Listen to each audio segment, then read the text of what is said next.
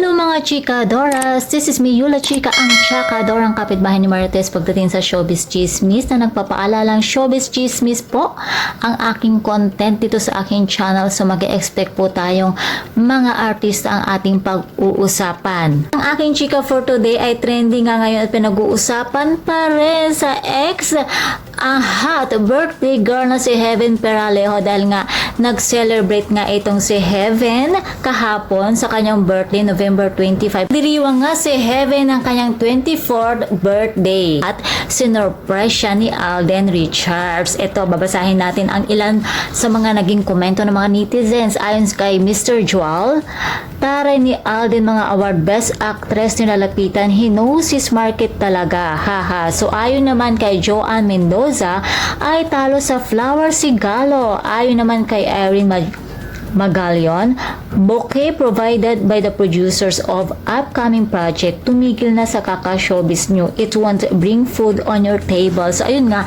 diba nga kamakailan nga lamang napabalita na may upcoming movie itong sina Heaven Peralejo at Alden Richards under Viva Films. So abangan natin yan mga chikadoras. Heto pa, bukod nga sa pag-surprise ni Alden kay Heaven ay pinag-uusapan pa din hanggang ngayon, actually trending pa din hanggang ngayon ang isa pang special guest ni Heaven Peralejo sa kanyang birthday na si Marco Gallo. Actually, sila na ba? Ni-reveal na ba na sila? Parang sila na, no? Kasi sobrang sweet at napaka grabe. Ang daming kinikilig.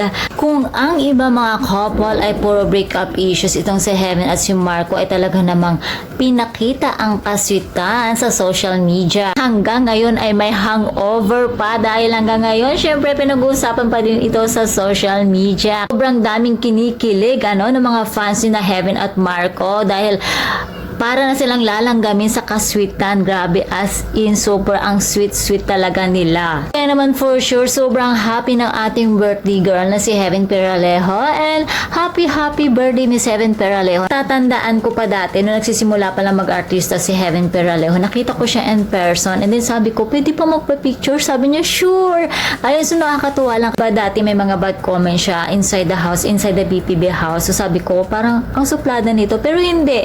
Napakabait ni Miss Heaven Peralejo, hindi siya suplada. So ayun, that's para siya angelic face talaga. Ang ganda-ganda ng mukha niya. Grabe ko, feeling ko ito si sikat talaga to kasi hindi siya suplada, hindi siya maarte. So ayun lamang mga chikaders, binahagi ko lang, shinare ko lang naging experience ko kay Miss Heaven. At ayun nga, more projects to come pa. Syempre deserve mo ang lahat ng mga blessings. Ayun lamang mga chikaders, and don't forget to like, share, and subscribe my channel. Thank you for watching.